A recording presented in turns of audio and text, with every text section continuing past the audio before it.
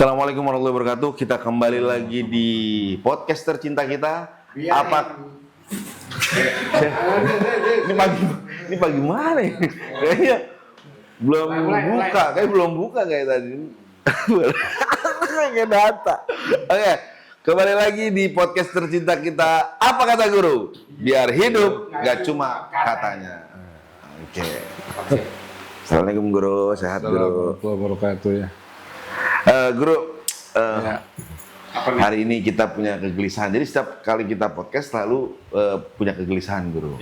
Jadi berawal dari kegelisahan kita, jadi akhirnya kita berbincang-bincang lagi, ketemu lagi di podcast Apa Kata Guru. Nah, kegelisahan pertama kita ini memang dari teman kita lagi-lagi nih, Dida ini. Katanya dia agak sedikit bingung, guru, tentang hal-hal yang membatalkan puasa. Coba Dida langsung disampaikan aja ke guru. Hari itu, bukan hari selanjutnya. Iya. Ya, gitu. Lagi gosok gigi, nanti tertelan. Itu gimana? Mau dilanjut atau batal? Ketelan gitu. Nah, Tapi ketelannya banyak Kak? enggak. Kalau banget sengaja. Jadi dia katanya sih kemarin ceritanya yang ketelan bukan busanya doang, tapi tutup odolnya. Ketelan. Pastanya. Itu guru banyak banget kan ya kisah-kisah kejadian-kejadian seperti itu ya guru ya. Kayak misalnya kadang-kadang juga katanya sikat gigi itu bolehnya pagi, kalau udah sore apakah masih boleh guru? Iya. Kan kita mandi ada yang 3 kali, ada yang 2 kali. Kadang-kadang nih teman saya juga ada nih guru ya kan, yang kadang-kadang kalau mandi mah kalau lagi nggak bulan puasa mah 2 kali, kadang sehari. Ini bulan puasa sampai 3 kali guru mandi. Mandi mulu ya. Bagaimana hukumnya guru nih secara fikih guru? Maksudnya hukum mandi 3 kali dalam bulan puasa, sikat gigi dalam sehari mungkin 2-3 kali karena ngerasa mulut bau naga gitu. Padahal kan secara hukum katanya bau apa, minyak apa guru? Minyak kasturi gitu ya. Iya. Ya kan istilahnya gitu. Nah itu guru tolong diluruskan guru. Iya, baik. Memang puasa itu satu hal yang kalau belum dibiasakan akan banyak menimbulkan masalah. Oke guru. Kalau sudah terbiasa, maka dia sudah merasakan kenikmatan puasa. Oke guru. Sehingga akan ada dalam dirinya pengetahuan tentang hal-hal yang membatalkan puasa, yang dimakruhkan dalam puasa, yang diharamkan dalam puasa, bahkan hal-hal yang dianjurkan dalam puasa. Sebetulnya puasa itu kan kalau kita lihat dari makna saum ya, itu sebetulnya imsak, al-imsak, an-muftirin. Jadi menahan diri dari segala hal yang membatalkan. Kalau tekstualnya menahan secara umum. Ya, termasuk nahan kentut itu puasa sebetulnya. Secara tekstual ya. Secara harfiahnya begitu, karena memang makna puasa secara harfiah adalah menahan. Nah kemudian di dalam kita berpuasa itu ada syarat-syarat yang memang harus terpenuhi. Ya. Yang pertama ada fardu di dalam puasa. Salah satu diantaranya adalah niat itu. Itu kalau nggak niat sia-sia itu kita. Jadi wajib. Iya wajib. Fardu ya, artinya tidak boleh ditinggalkan. Apa itu yang tidak boleh ditinggalkan? Ya, pertama niat, gitu, niat. Jadi niat puasa itu, kalau versi Imam Syafi'i ya, ya kira-kira ente ini mazhabnya apa nih? Ya, saya ikuti dulu aja. Ya. Judulnya Apa Kata Guru? Oh, gitu. Ya, kita yang guru, mazhabnya guru. Ya, kalau misalkan kita bicara dalam konsep fikih, maka yang masyhur yang kita jadikan sebagai rujukan yang bersumber pada Al-Quran dan As-Sunnah, itu kita mengikuti metodologi dalam penafsiran Al-Quran dan As-Sunnah tadi melalui 4 madhab. Ya. Imam Hanafi, Imam Maliki, Imam Syafi'i, dan Imam Ahmad bin Hanbal. Kemudian pada 4 ulama besar kita nih yang kita jadikan sebagai panutan, bahkan beliau berempat ini terkenal sebagai mujtahid mutlak. Mujtahid itu artinya orang yang mengerahkan segenap kemampuannya untuk mencari hakikat kebenaran. Itu mujtahid. Pelakunya namanya mujtahid. Sampai mutlak, ada mutlak ya terakhir itu ya. Nanti ada yang mutlak, ada yang mujtahid mazhab, ada mujtahid fatwa. Beda-beda nanti kelasnya itu. Nah, mujtahid mutlak ini yang 4, yang paling tua adalah Imam Hanafi. Meskipun dulu sebelum ada mazhab 4 itu mazhab banyak. Ada mazhab Imam Sufyan Tsauri, ada mazhab Hasan Basri, tetapi mereka itu mazhabnya ghairu mudawwan. Artinya tidak terbukukan sehingga hilang dimakan zaman. Ya, 4 imam ini memiliki buku panduan yang terus sampai sekarang ini masih terwariskan dan lestari sampai sekarang. Nah, kenapa sih mesti ada perbedaan antara satu mazhab dengan mazhab yang lain? Nah, ini sebetulnya ketika ada perbedaan itu karena memang mereka berbeda dalam sisi penafsiran. Penafsiran Al-Quran maupun penafsiran dari hadis. Ya. Contohnya seperti niat tadi. Niat itu fardu. Artinya menurut Imam Syafi'i, orang puasa itu wajib niat tiap malam. Kenapa? Karena setiap malam dari bulan Ramadan itu adalah ibadah mustaqillah, ibadah yang berbeda-beda.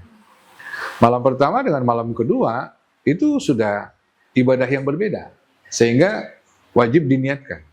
Malam pertama dan malam kedua. Kemudian beda dengan mazhab Maliki misalkan.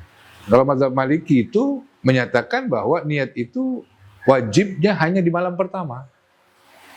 Malam kedua, ketiga, sampai dengan selesai, dianggap sudah niat. Sudah tidak wajib lagi, tapi sunnah. Karenanya kalau kita bermazhab Syafi'i, maka kita wajib untuk niat tiap malam. Dan kalau misalkan ada satu malam yang kita tidak niat, maka dianggap tidak sah puasanya. Kalau niat kita dari awal 1 bulan penuh, gitu. Kalau niat kita 1 bulan penuh, berarti kita mengikuti mazhab Maliki. Itu ada redaksi yang berbeda ya.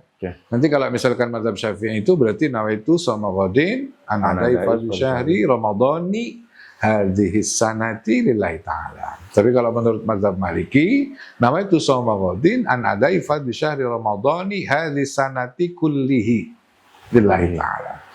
Karenanya ada plus minusnya. Plus minusnya itu artinya begini. Jika kita mengikuti mazhab Syafi'i, jika kita lupa 1 malam dari bulan Ramadan itu, maka tentu dianggap tidak sah. Menurut Imam Malik, cukup malam pertama sampai dengan malam terakhir nggak usah niat, nggak masalah. Karenanya kita dianjurkan untuk menggabungkan 2 niat ini. Nah, niat yang pertama kita mengikuti mazhab Syafi'i, ada nawaitu shauma ghadin an adai fardhi syahri ramadhani hadhihi sanati lillahi ta'ala. Yang kedua kita niat nawaitu shauma jami'i ramadhani hadhihi sanah taqlidan lil Imam Malik. Bahasa kitanya aku niat puasa sehari semua hari Ramadan mengikuti kepada Imam Malik. Jadi ini untuk mengantisipasi ketika di hari-hari berikutnya kita ada bolong. Ada yang bolong. Oh, berarti se-fleksibel itu ya Islam ya, Guru ya? Oh, luar biasa. Makanya kalau mazhab Syafi'i saja dan dia tidak niat dengan menggabungkan dengan niat seperti Imam Malik tadi dengan bertaklid ke Imam Malik, maka di malam pertama misalkan kita tidur, bangun di malam kedua atau malam ketiga, itu puasa kedua ketiga nggak sah. Tapi kalau menurut Imam Malik, malam pertama kita tidur, tanggal 1 kita tidur, bangun tanggal 30, langsung lebaran, itu sah semua puasanya. Nah, itu menurut Imam Malik. Ya. Balik tentang guru tadi. Nah, ini nanti saya akan sambut ke situ dulu. Kita bicara ke fardunya dulu, Bang. Ya, baik. Ini yang termasuk tadi nih Guru kayaknya nih, yang puasa pertama terus tidur bangun-bangun lebaran ini. Iya begitu ya nggak apa-apa, kalau begitu pendapat Imam Malik kan boleh-boleh saja gitu. Bangun lebaran. Itu kayaknya koma itu. Ya, ini yang wajib ya. Kemudian juga niat itu harus ada tabyid. Niat itu harus diinapkan. Diinapkan, Bro. Diinapkan. Harus diinapkan. Artinya malam itu harus terucap niat itu dalam hati. Berarti menginapkan niat. Maknanya berarti nggak boleh kalau kita niatnya di waktu pagi karena udah nggak nginap itu niat. Gitu. Nah itu yang wajib. Nah kemudian yang wajib lagi adalah menahan segala anggota tubuh kita dari hal-hal yang membatalkan puasa. Nah, ketika misalkan kita di saat puasa itu melakukan madmadah ke kumur ya, nah itu kemudian di situ tinggal dilihat ada unsur kesengajaan atau tidak ketika ada sesuatu yang ditelan. Kalau ditelan dan tertelan itu beda. Ya, kalau yang ditelan berarti ada unsur kesengajaan.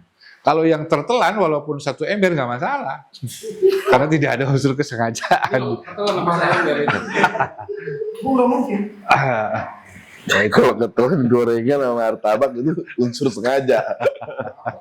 Iya, artinya itu ketika kita tamat madmadah berkumur ini juga ada aturannya. Awas, karena ini kalau misalkan kita berkumurnya sebelum matahari terjadi istiwa, artinya sebelum zuhur, itu sikat gigi segala macam masih hukumnya mubah saja. Tapi kalau sudah melewati pertengahan hari, maka itu nanti hukumnya makruh. Nah, makruh itu nanti terbagi menjadi 2. Ada makruh tanzih, ada makruh tahrim namanya. Nah, makruh tanzih itu artinya makruh yang tidak mendekati pada keharaman. Kalau makruh tahrim itu makruh yang bisa mendekati keharaman. Seperti sikat gigi itu maka hukumnya nanti makruh, tapi kategorinya makruh tanzih, artinya nggak masalah, gitu. Itu masalahnya tadi. Nggak masalah berarti guru ya Kalau ketelan nggak masalah. Nah, kalau ketelan nggak masalah. Sama seperti begini. Kadang kita itu makan sesuatu, sahur, makan daging. Terus ada sisa daging yang masuk di sela-sela gigi ya. Misalkan pas kita goyang-goyang, lumayan nih, masih segede jempol misalkan. Gitu. Nah, kemudian kita nggak buang, kita telan, itu bisa membatalkan puasa gitu. Itu untuk kemarin kita kan bikin rendang guru ya. Iya. Ngaduk. Nah kita rendang ini kan masakan yang cukup lama nih guru, dimasaknya kita kalau masak saya tuh sampai 6-7 jam lah. Itu kan saya harus ngerasain guru rasanya ya kan guru. Nah itu saya ngerasain guru. Karena ini kan rendang pesanan orang guru ya. Kalau misalnya gagal kacau, saya rasain guru. Nah, udah saya lepeh, tapi ninggal gitu guru. Rasanya tuh ninggal terus gitu guru. Dan memang kayaknya harus sikat gigi atau apa. Apakah saya biarkan saja atau saya tetap harus sikat gigi untuk menghilangkan rasa itu guru? Iya. Karena dia kan kolaborasi bumbu yang luar biasa melekat gitu. Iya. Baik, jadi hal yang membatalkan puasa itu adalah jika masuk pada diri kita ainan, satu bentuk, satu zat.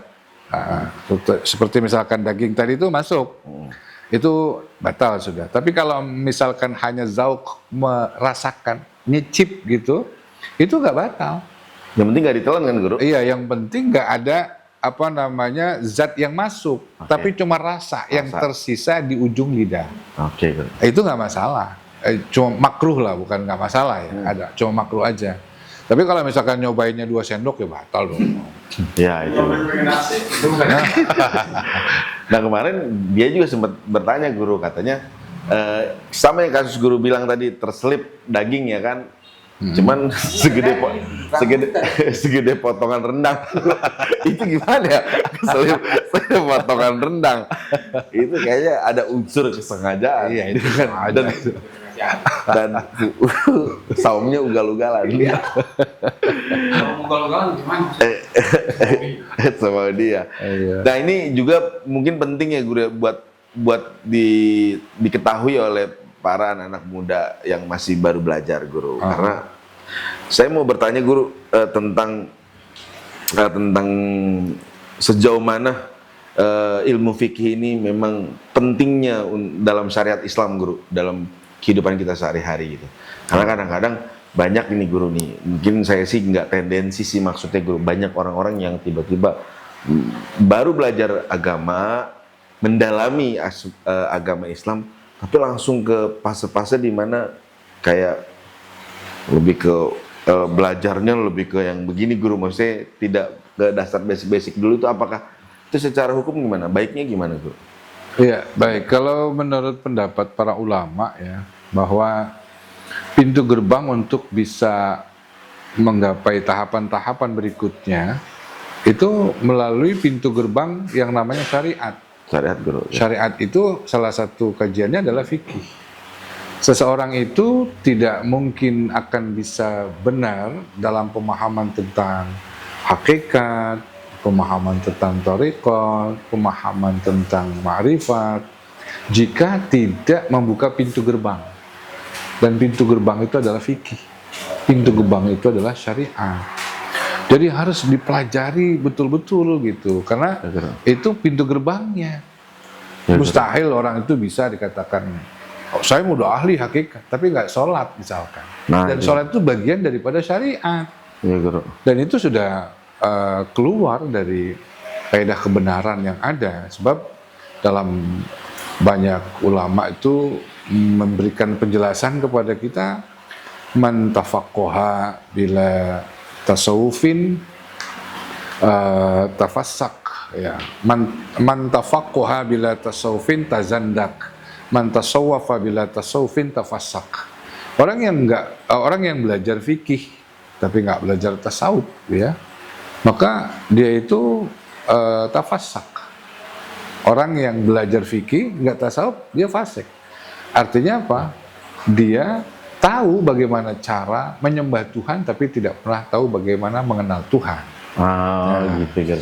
Nah, dan begitu pun sebaliknya, man tasawwafa atau man tahaqqaqa bila tafaqquhin tazandak. Dia belajar tentang hakikat, dia belajar tentang thariqah, tetapi dia tidak belajar fikih. Tazandak, malah kafir zindik hukumnya.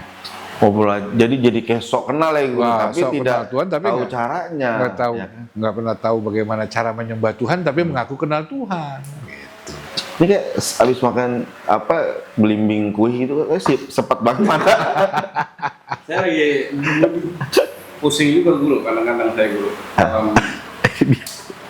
Momen-momen puasa ini guru. Pusing juga karena kan saya sehari-hari itu mobile. Maksudnya di jalanan gitu. Di jalanan kita naik motor, mondar mandir gitu ya. Entah pagi urusan kerjaan, entah sore urusan nyari bukaan gitu kan. Apa itu? Kan ramai itu guru kan ya. Kadang-kadang suka ada yang ngelewatin gitu guru. Apa itu namanya kalau ngelewatin kita? Nyandak. Nyalip. Set. Boncengan guru, yang belakang cewek guru. Agak nungging gitu. Oh, intinya dia aneh paham, ente kurang bisa mengkondisikan hal-hal yang memberontak kan? Iya. Memberontak dalam diri. Waduh, maksudnya lagi puasa nih guru ya. Sayang buat kayaknya gitu kan kalau nggak diliatin gitu kan. Tapi diliatin gimana? Nah, ya kadang-kadang gitu guru, dia lewat tuh bener-bener hal yang udah nggak bisa kita hindari guru. Itu seperti apa guru? Kayak misalnya, sebenarnya apa sih coba ceplakan kan? Atau ukiran atau bentuk yang terukir gitu? Pokoknya paham dah maksud kita. Gitu. Kalau yang misalkan wajar, yang kagak mengundang syahwat kita nggak akan bahas ini. Nggak akan bahas ya. Justru yang kita bahas ini karena begitu enggak, wih. Pokoknya rada tumpah kan air kan? Iya benar. Gitu guru. Iya baik. Ya itu memang yang kita bahas saya. Ya itu memang hal yang barangkali setiap kita pernah ya. Setiap kita mungkin pernah mengalami hal semacam itu gitu. Kadang kita nggak kelihatan. Iya, gitu. kita nunduk, jeblok guru. Iya, kita nunduk, kita jebrok atau kita bawa mobil ke nabrak orang.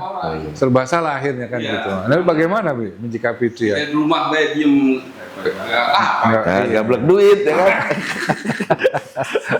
Nah itu benar-benar kadang-kadang ini mobil nih guru atau motor, dia itu benar-benar di depan kita, ini sesuatu hal yang nggak bisa kita hindari guru. Macet lagi, kalau mata kita buang ke kiri kita nubruk ya kan. Iya, jadi sebetulnya untuk hal semacam ini sudah ada sikap dari agama kita melalui sabda Nabi kita Muhammad SAW. Allahumma sholli wa sallim. Kata Nabi begini, ada yang membatalkan puasa, ada yang membatalkan pahala puasa. Oke. Apa itu yang membatalkan pahala puasa? Yang pertama al-kizbu, kizib, bohong. Goro. Sekecil apapun kita melakukan kedustaan, itu akan menghilangkan nilai puasa kita, bukan batal puasanya. Oh, nilai guru ya? Nilai puasanya. Bukan, iya, berkurang pastinya. Iya. Membatalkan itu menghilangkan ya. Emang ente ngerasa berkurang, emang dapat berapa ente? Puasa. Puas atau menerima dengan jawaban ini? Iya, bentar. Ini baru yang pertama loh. Iya. Kizib. Yang kedua ghibah. Ghibah itu membicarakan aib orang lain. Nah, ya itu kira. Iya, ketika kita asik masuk melalui tangan kita WA-an, chattingan dengan orang lain, dan itu membicarakan aib orang lain, tanpa kita sadari itu kita sudah kehilangan nilai puasa kita. Bukber juga kan, sebelum bukber kan itu kumpul-kumpul ngomongin orang. Nah itu pokoknya kajiannya masuk ke situ semua itu. Oh ya. Termasuk ghibah, membicarakan aib orang lain. Itu menghilangkan nilai puasa. Enggak, puasanya sih enggak batal. Enggak batal puasanya. Cuma nilai puasanya itu yang batal. Kizib, ghibah, namimah. Namimah, apa tuh namimah? Ngadu domba. Ya, empengnya namanya namimah. Ya, di disclaimer empeng gitu nenek ya. Oke guys. Namimah dia provokator. Tapi ada yang orang namimah kan dulu itu. Ada. Itu artinya provokator. Apa beda huruf kali dulu kan? Beda huruf beda Iya. arti. Saya belum pernah lihat. Pasti nyelamatin.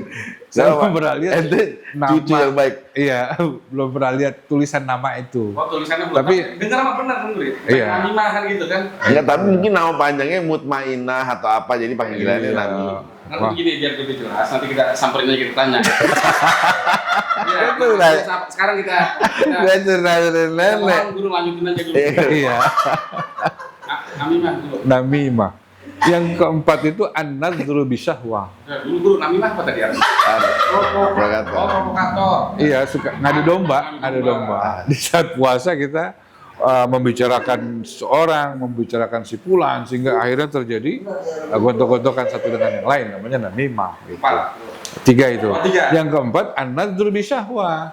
Nah ini Memandang dengan pandangan syahwat. memandang dengan pandangan syahwat. Itu bukan tergantung pikiran otak kamu pikir. Iya kan dari awalnya dari memandang. Awalnya dari memandang. Dari memandang. Guru izin minum dulu. Oh ya jangan ya Allah iya. Lupa saya mau nawarin minum dari tadi. Aktingnya lebay. Ya maafin dulu. Lawakan tua. Ya oke. Jadi Iya. tadi gimana guru ini tentang masalah Bapak Romo kita ini? Nah, masalah ya anggaplah nyaring nggak apa-apa. Ah. Saya dah. Ya. Ada pandangan dalam ulama fikih bahwa seseorang yang memandang dengan penuh rangsangan, dengan syahwat, dan sampai akhirnya dia klimaks gitu, sampai inzal, keluar mani gitu ya. Bagaimana itu hukumnya? Apakah itu batal atau tidak puasanya? Gitu. Nah ini dalam kajian Imam Syafi'i dikatakan kalau hanya melihat kemudian keluar sperma, maka itu tidak dihukumi batal Puasanya. puasanya, kecuali pandangan imam yang lain. Nah, ada pandangan Imam Malik misalkan. Kalau Imam Malik menyatakan jangankan sampai keluar mani, dia melakukan cumbuan misalkan, kemudian sampai dia keluar mazi, itu sudah dianggap batal puasanya, menurut Imam Malik ya. Artinya gini, Imam Malik itu lebih hati-hati saya lihat, bukan berarti Imam Syafi'i tidak hati-hati. Artinya hindari persentuhan, jangan sampai kalian itu intisyar, bergerak dengan keras kemudian sampai mengeluarkan cairan. Itu saja sudah membatalkan puasa, apalagi sampai keluar mani. Itu cara pandang ulama itu seperti itu gitu. Dan mana yang benar? Dua-duanya benar. Muaranya ke kebaikan ya, Gere? Ya, tujuannya adalah baik dua-duanya seperti itu. Gitu. Kalau dengan sekedar bahasa saya pembelaan, hanya sekedar pandangan mata, apakah itu ya bagaimana sih? Soalnya memang teman saya ini karakternya kesenggol aja guru sudah berontak gitu. Kalau berontaknya sih nggak masalah. Ya. Cuma kan nilai puasanya juga hilang karena kan kesenggol itu dengan ada rangsangan berarti kan. Ya, Gere. Kalau nggak ada rangsangan nggak mungkin berontak gitu. Tapi juga nggak jadi alasan itu, udah kelanjuran emang puasa udah kagak ada nilainya, udah makan minum ngopi gitu. Ya itu tambah double dosanya bang. Ya, jadi nambah. Itu namanya menghakimi sendiri. Iya, seperti itu. Jadi agak boleh kan dia? Nggak boleh. Iya. Jadi memang puasa itu sebetulnya jangankan hal semacam itu ya. Saya sering mengatakan tuh di depan anak-anak, saya bilang kalau puasa itu kalau bisa itu buang airnya juga kalau bisa malam. Bagaimana Bu? Buang air itu malam. Istinja, Guru. Iya, buang air. Ya. Buang air besar gitu. Buang air besar. Kecil enggak? Kecil mah. Enggak. Masa terus kecil Pak? Iya, kenapa? Ini lebih ihtiyat aja ya, lebih hati-hati. Kenapa? Karena di saat orang itu mengeluarkan kotoran, itu ada hal yang bisa membatalkan puasanya. Apa Bu? Ya misalkan dia mengeluarkan kotorannya, itu dia nggak gas. Maksudnya kalau digas kan habis semua, tidak ada yang tersisa gitu ya. Ah itu berarti nggak masalah. Tapi kalau misalkan dia keluar banyak, panjang, kemudian dia potong. Digunting. Ketika digunting kan itu ada bagian luar yang sudah keluar. Ada kotoran yang bagian luar ada di luar, kemudian kan ketika digunting masuk ke dalam. Itu bisa membatalkan puasa itu.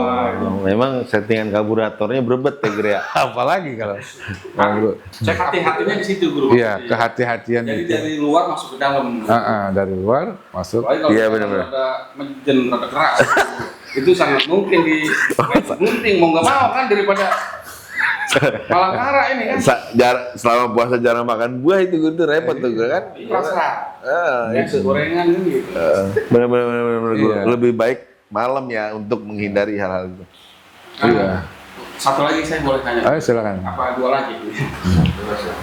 Ini Bu, kita kalau ngomongin puasa kan, kalau dari puasa kan biasanya nggak lama lagi lebaran gitu Guru kan. Lebaran terus namanya ini kok jadi ngeblank ini saya ngomongnya. Iya. Masalah itu Apa tuh? Selamatan berapa? Iya, kan kita biasa dulu ya, apa namanya, bahasanya apa THR, padahal mah itu kan pada saat lebaran anak-anak kecil kita ngasih-ngasihin gitu. Apakah itu bagian dari memang budaya, apakah memang ada anjuran dari syariat, apa gimana dulu? Iya. Nyawer lah gitu dulu ya. Jadi ya jangan juga bahasa nyawer lah, kurang pas, kurang sesuai. Jadi kalau kita misalkan mau berbagi di bulan suci Ramadan, kita sebagai orang tua, kita berbagi terhadap anak-anak, itu sebetulnya ada satu pendidikan yang luar biasa, bermanfaat buat mereka. Dan itu yang pertama adalah kita melihat bahwa ada unsur psikologis pada anak itu saat diberikan hadiah oleh orang tuanya atau oleh orang lain. Banyak anak-anak itu yang masih sangat terkesan dengan pemberian di hari raya. Contoh kecil misalkan saya lah ya. Waktu saya masih kecil, saya pernah dibagi uang itu 5 perak. Zaman itu 5 perak ya, tahun 80-an ya. Dan itu lumayan besar ya. Pada saat diberikan uang sama seseorang, saya ambil. Dan yang saya lakukan sebagai seorang anak kecil pada saat itu, saya ambil uangnya, mata saya itu memandang wajah orang yang memberikan itu kepada saya. Ketika saya pandang orang itu, sampai setua ini saya masih mengingat wajah orang itu. Dan saya ingat kebaikan itu, pada saat saya ingat kebaikan itu, maka di dalam sholat saya bisa mengirimkan doa buat dirinya. Itu saya bisa kirimkan Fatihah buat orang yang pernah memberikan saya uang 5 perak. Jadi hal semacam ini harus tetap kita lestarikan. Bicara itu apakah sunnah ataukah budaya, ya terlepas daripada itu semua. Tapi itu ada dampak positif yang luar biasa. Tapi kalau bicara tentang apakah itu sodako, iya jelas sodako. Kata Nabi kan jelas tahadu, tahabu. Saling memberi hadiahlah kalian, maka kalian akan saling cinta mencintai. Orang tua yang memberikan terhadap seorang anak kecil, orang tua itu akan dicintai oleh anak kecil tersebut, dan orang tua itu wujud dari rasa kasih sayangnya sudah luar biasa. Sudah membuktikan bahwa seseorang itu berhasil puasanya. Loh kok berhasil puasa? Iya. Karena pada hakikatnya puasa itu adalah satu cara kita mentauladani sifat Allah. Allah itu memiliki sifat Rahman. Allah memiliki sifat Rahim. Saat kita itu berpuasa, Berarti kita sedang mentauladani sifat Allah. Allah sudah nyatakan dalam Al-Quran, "Walladzi yut'imu wa la yut'am." Dialah Allah zat yang memberi makan dan tidak pernah makan. Artinya Allah yang memberikan makan, tapi Allah tidak pernah makan. Saat ini kita sedang mentauladani, saat kita puasa, mentauladani sifat Allah yang tidak makan. Kalau kita mentauladani sifat Allah yang tidak makan dan tidak minum dalam waktu tertentu, itu pasti Allah akan anugerahkan sifatnya yang lain terhadap orang itu, pada orang yang puasa. Allah memiliki sifat apa? Rahman, Pengasih, Rahim, penyayang. penyayang. Maka akan tertanam pada orang yang berpuasa karena telah mentauladani sifat Allah yang tidak makan dan tidak minum, tertanam pada dirinya sifat Rahman Rahimnya Allah. Bahasa lainnya adalah akan muncul pada dirinya kepekaan sosial terhadap sesama. Itu makna daripada kita puasa. Salah satunya diantaranya adalah itu, gitu. Salah satunya itu seperti itu. Itu harus kita pahami betul, Bang. Jadi jangan kemudian ada orang beranggapan kalau anak itu diberikan uang gitu, kemudian nanti akan menciptakan karakteristik pada anak, tidak mendidik dan lain sebagainya. Nah, itu saya pikir satu pandangan yang agak sempit ya, karena orang tua kita zaman dulu itu tahu betul. Kalau udah SMP udah nggak dikasih, udah SMA udah nggak dibagi, yang dicari itu yang masih kecil gitu. Maka beruntunglah bapak-bapak yang anaknya banyak. Oh, jadi ya. Kalau dia punya anak ke-10 mendingan, lumayan ya. Ini lebaran doang, iya. Apa lebaran doang? Gimana guru hukumnya orang yang cuman sekedar kenal tapi minta THR? Terus sekali kenal tapi minta THR itu gimana guru? Itu karena dia terlalu dalam budaya atau seperti apa tuh guru? Ya kalau misalkan ada orang punya anggapan gitu, berarti memang ada yang salah dalam kerangka berpikirnya. Apalagi kalau yang suka datang-datang ke warung-warung toko-toko itu, ya, iya gitu. Ya, nanti ada. Oh, iya. Maaf ya kalau salah. Kadang-kadang ada yang memang sebenarnya secara silaturahim sama kita juga jarang, nggak deket-deket banget gitu, nggak ada histori, tapi dia menganggap itu menjadi hal yang wajar, guru. Dia untuk meminta-minta gitu, guru. Nah itu apa tuh hukumnya kalau kita abaikan gitu, guru? Ya, kalau ada orang meminta-minta sebetulnya dengan alasan ini guru, apa nuansa THR, lebaran dan ampau lah, kurang lebih begitu guru. Ya kita tahu kan begini, di dalam Islam itu sudah ada aturan yang memang tinggal kita laksanakan saja. Maknanya di dalam Islam tuh kita ada namanya sedekah. Di dalam Islam kita ada namanya sedekah, zakat fitrah misalkan, atau zakat mal. Jadi kalau misalkan orang itu memang orang tidak berpunya, kemudian dia meminta-minta, ini yang salah adalah kita. Oke. Bukan orang yang meminta-minta. Kenapa? Sebab kata Nabi, "Aghnuhum 'anit fi hadzal yaum." Cukupilah kebutuhan mereka fi hadzal yaum, pada hari ini. Artinya cukupi kebutuhan mereka. Jangan sampai mereka meminta-minta. Gitu. Pada hari ini, maksudnya pada hari raya Idul Fitri maupun hari raya Idul Adha gitu. Jadi memang itu kewajiban kita, dan kesalahan berarti ada di kita kalau sampai ada orang yang meminta-minta. Tapi kalau punya karakteristiknya memang sudah seperti itu, mentalnya itu mental pengemis, itu kita tidak disalahkan sudah. Gitu. Gimana ini? Apa kita lanjut? Sama satu lagi guru nih. Hah? Ada hal yang memang ini sangat dekat sekali dalam di negara kita ya guru ya, khususnya mengapa dalam ilmu fikih sering terjadi perbedaan pendapat antar ulama? Apakah itu menunjukkan ketidaksatuan dalam Islam?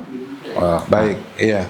Contohnya guru, misalnya kita kan Islam nih sama, tapi ini masalah kayak puasanya harinya beda, lebarannya hari beda. Walaupun ini mungkin tidak perlu dimasalahkan, tapi ada satu pertanyaan yang mungkin saya mewakilin teman-teman yang ada di rumah yang masih baru belajar kan. Kenapa kok kita beda?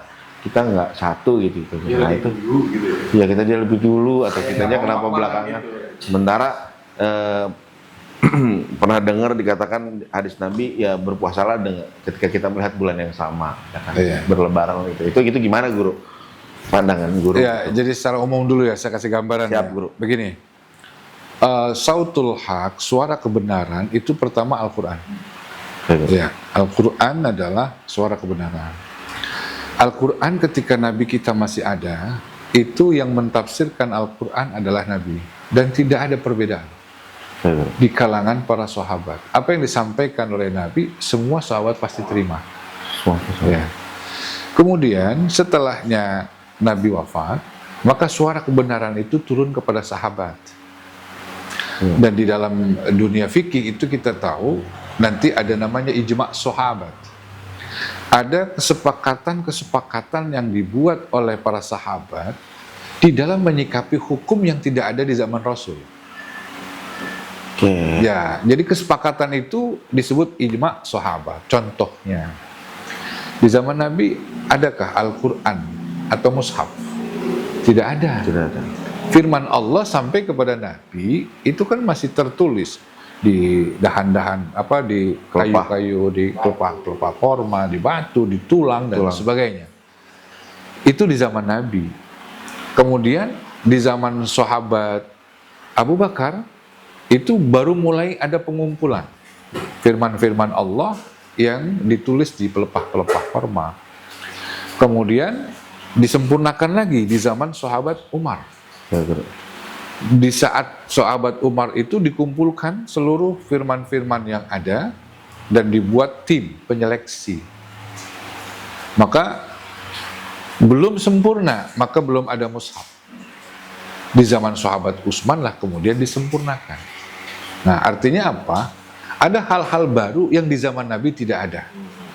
Dan ini kemudian kreativitas pemikiran ulama, ijtihad para sahabat melahirkan satu hasil ijtihad. Ya, disebut dengan ijtihad sahabat tadi, dan itu disebut ijma' jika ulama itu sepakat atau sahabat itu sepakat. Di zaman sahabat itu pasti sudah ada perbedaan. Di zaman sahabat, contohnya di zaman sahabat Umar, kita tahu di zaman sahabat Umar itulah yang mengumpulkan bagaimana para sahabat harus tarawih bersama-sama. Karena nggak pernah ada contoh dari Nabi tarawih 20 rakaat. Dan tidak ada tarawih 11 rakaat berjamaah juga di zaman Nabi itu. Ya, gitu. Itu sudah hasil kesepakatan para sahabat.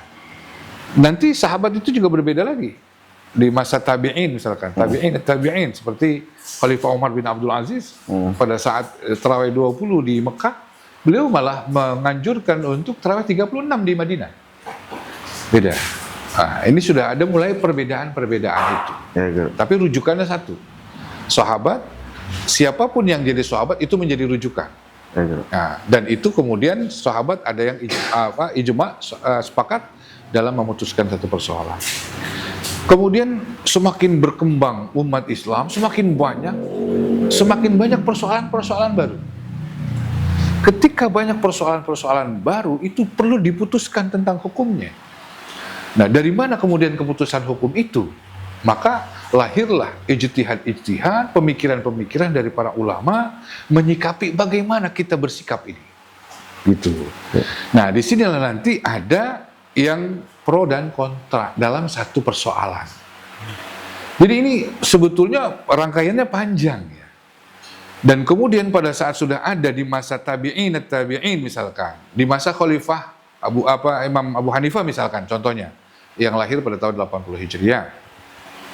Beliau itu menyikapi satu hadis di dalam masalah puasa contohnya, beliau menyatakan bahwa orang itu pada saat melakukan ibadah harus niat. Dan definisi niat menurut Imam Abu Hanifah itu berbeda dengan yang lain. Pandangan Imam Abu Hanifah, misalkan Nabi bersabda, innamal a'malu binniyat.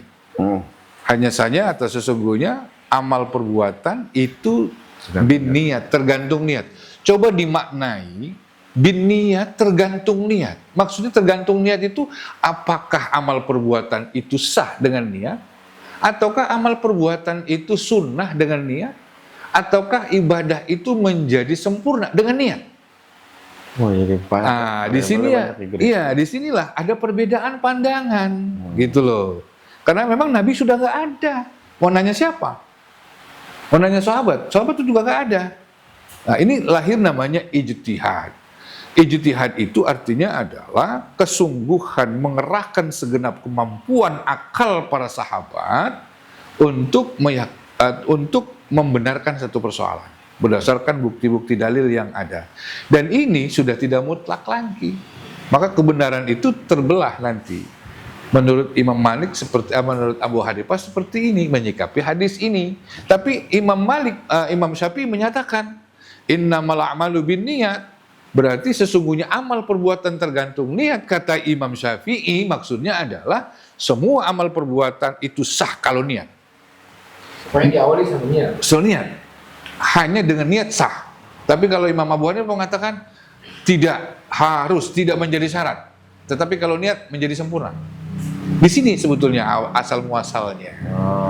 Nah, kemudian itu berkembang lagi dengan banyak persoalan ke bawah. Makin berkembang pula pemikiran para ulama-ulama. Inilah kemudian terjadi perbedaan pendapat. Tadi itu kata Nabi, ikhtilafu ummati rahmah.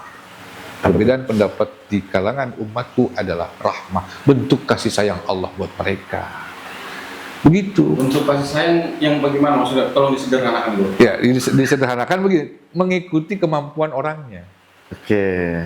Gitu, mengikuti kemampuan orangnya. Contohnya, ente misalkan mazhab Syafi'i, ente kuat ikut mazhab Syafi'i, berarti niat tiap malam.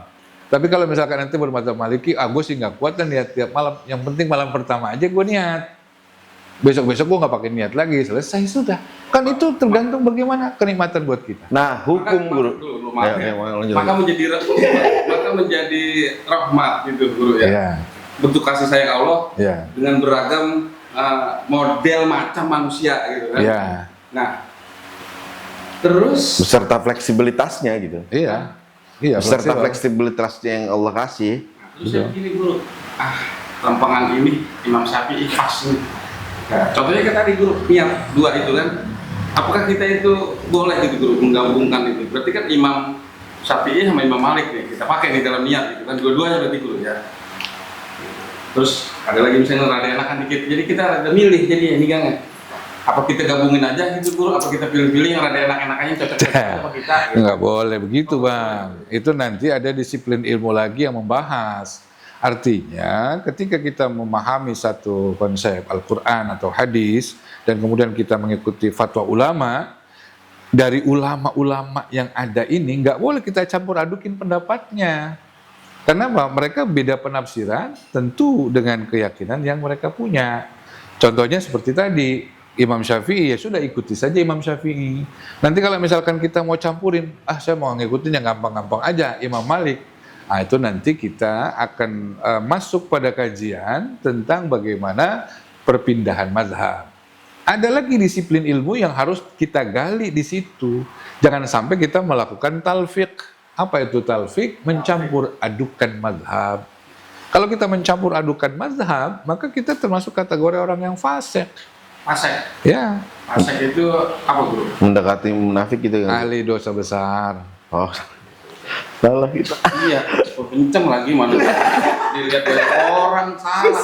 Nah, terkait tadi puasa dulu yang niat ini sama niat itu, apakah itu nggak masuk?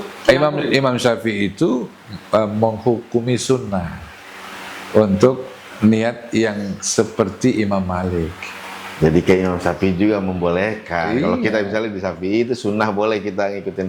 Iya, Berarti kan kita hanya untuk tujuan menjaga ya, jangan sampai kita ada kelupaan. Artinya sebenarnya kita menjalani syariat Islam itu banyak sekali kelonggaran ya guru ya Mas? Mudah banget. Ad-dinu yusrun, agama tuh gampang buat jalanin agama. Ya, Cuma orang-orangnya aja yang kadang-kadang karena kagak paham apa-apa kali. Iya. Iya ngomong jadi bikin Jadi kayak ribet kayaknya. Aduh pengennya. Ditambah udah awang duluan pengennya udah yang gampang-gampang aja gitu guru. Nah itu. Jadi makanya di sini kita harus cerdas jadi orang Islam Iya. Ya, benar, guru. dalam menyikapi banyak hal. Ya, Ada perbedaan pendapat di kalangan para ulama. Ya kalau misalkan memang yang mau kamu ikuti ulama yang ini, ya silakan monggo, ada dalilnya. Iya. Al-Quran sudah menyatakan walikulli wijah wa muwalliha. Bagi yang punya pendapat silakan, yang penting ada dalilnya. Oke, Begitu, ada dasarnya jangan gitu. menyalahkan orang lain. Benar guru. Karena sekarang banyak perbedaan pendapat, akhirnya jadi bahan untuk saling merasa benar dan seolah-olah dia panitia masuk surga, Guru. Nah, itu dia. Adu gengsi bahkan. Bahkan adu gengsi. Nah, hal-hal seperti itu sebenarnya sering terjadi banget, Guru, itu bukti di sekitar kita. Tanda kebodohan di tengah masyarakat kita masih banyak. Itu. Di Indonesia apalagi? Indonesia itu memang hebat. Artinya apa? Orang ngaku nabi aja masih banyak yang percaya. Iya, artinya apa? Artinya bahwa di Indonesia masih banyak orang bodoh. Orang ngaku nabi dipercaya. Nah, itu artinya orang yang tidak bijak dalam menyikapi perbedaan itu satu pertanda bahwa tingkat pengetahuannya masih sangat terbatas. Itu gunanya.